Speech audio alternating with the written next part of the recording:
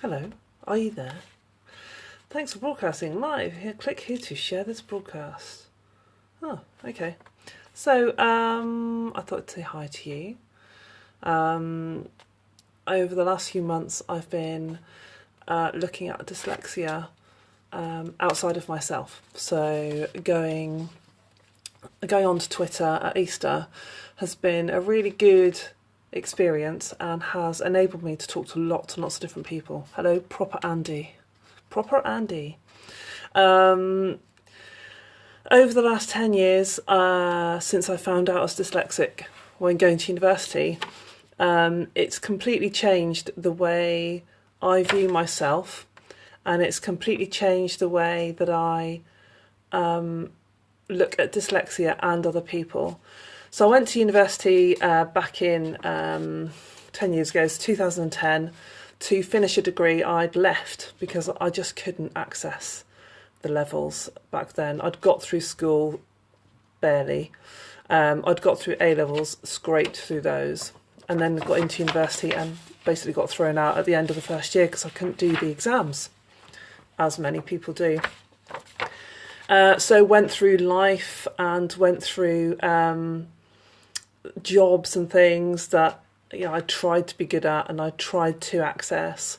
And it was really good. Some jobs are amazing, especially when I could do my own thing, do it my own way, and explain to other people how I wanted things done. When I was kind of managing myself and managing the way things happened, at that point I was better and I was much more successful at what I was doing. Although there's still that part of me that then wanted to go back into other jobs, which I kept doing. I kept going in and out of these administration, office manager type jobs.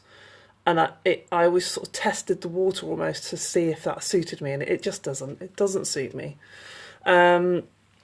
So I went back to university again. I did a business degree.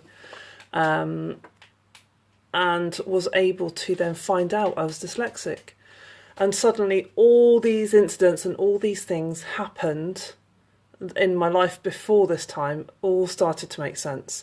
And I suddenly felt like I could become somebody and find out more about myself and find out more about how I could be better at working, better at getting things done, better organised. I mean, that's still a problem, to be honest.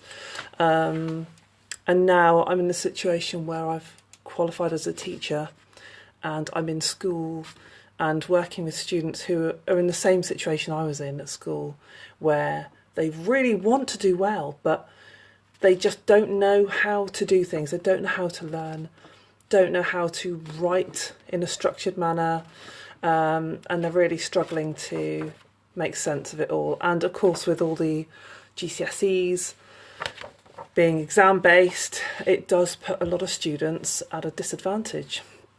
And there's no doubt about that, at all. Lots of teachers feel the same.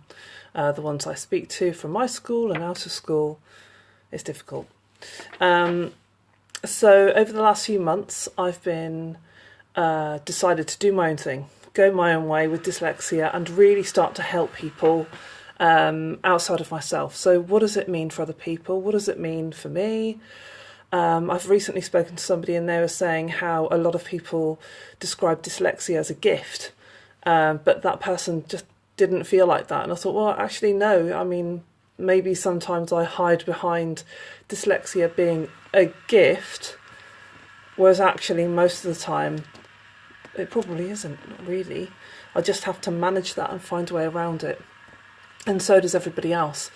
Somebody said to me recently that 40% of inmates nationally are identified as being dyslexic.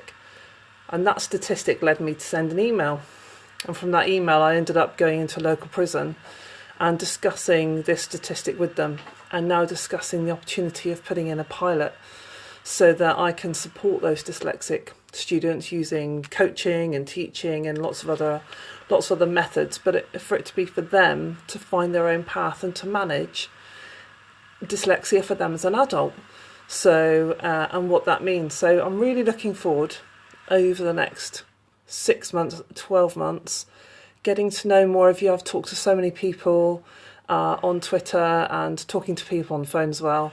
It's been really useful. So I would like for SecretSEND to be somewhere for dyslexic people to access, for dyslexic people to start to share their experiences, for me to be able to help people where I can, access the information I have available to me, and to help other people to make their experience of being a dyslexic adult or a parent of a dyslexic child that little bit easier.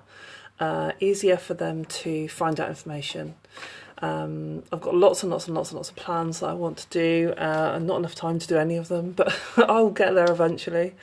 I'm really looking forward to working with offenders, working with other adults, and anything else I can find that links to dyslexia. I feel that it's time to make a difference, and it's time to have somewhere where dyslexic people or anybody linked can have that central point of contact. Even teachers and SEN, so special educational needs, TAs and advisors struggle. They struggle to understand it unless they suffer with it themselves.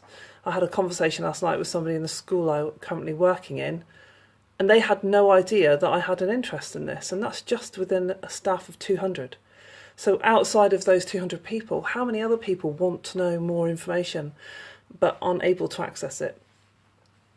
My dyslexia, for me, and finding out I was dyslexic, I already knew, and I'd known for probably about 5 or 6 years, and I'd hidden it. I knew, but I didn't want to know. And until I took my pristine textbook to my professor, and they asked me if I'd read any of it, and I knew.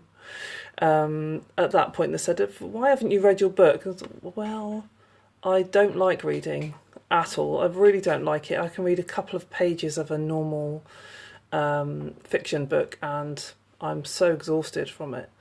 I don't find it enjoyable. It's not something I can really get into a story, because by the end of 2 pages I'm so tired from reading that I'm falling asleep. And a lot of my students find the same thing, but they're all doing very well. They'll get there. We all find our way. And as Richard Branson said recently, as an adult, people do find ways to cope with their dyslexia. They seem to, once they leave school, they seem to find these ways of managing it and find these ways of making it in the world, although there are still people that struggle. And he's right. And I was also thinking, how can dyslexia not be managed at school, yet when they leave school it's something that there is an opportunity for people to be able to manage? So I'll be looking more into that a bit more. Well, this is my first Periscope, so very happy to meet you, those that have joined. Any questions? Hello, Mikey Christou, Roger Z3. Excuse me if I read it wrong. Hello. It's really good to talk to you, really good to make contact with you. Follow me, and we will be in contact again. If you'd like to talk to me about your story with dyslexia, I'd be more than happy to talk to you. I'm looking to build a bank of interviewees over the next few months, and to start making contact with you and getting that knowledge, and it really is knowledge, together in one place. Thank you for the heart, whoever that was. Third Viz joined. Hello. Sorry. Don't think I'll be reading that one out. My words are like a dagger with a jagged edge that'll stab you in the, whether you're a feg or les. I don't know what that means. That's not particularly nice, is it? So thanks for that. I'm going to go. I'm going to try and do a Periscope once a week from now on. If you've got any topics that you want me to research, or you want me to find out about, or you'd like to talk about, then I'd be more than happy to look at ideas you have and bring that forward. I've got a lot of contacts in universities, and I'm building those contacts, and I'm trying to read as much as I can on the subjects around this. So I'm hoping that I can maybe bring information to you if you'd like me to, and I can help you to access anything you can with dyslexia, or anybody who you help So anything I can do, let me know. Send me a message, follow my tweets. If there's anything you want to discuss in another Periscope in Dyslexia, please let me know. Send me a message and I would love, love, love to help you any way I can. Well, it's very nice speaking to you. Now I've got to figure out how to turn this off. Toodle pip. Hide. Oh, no.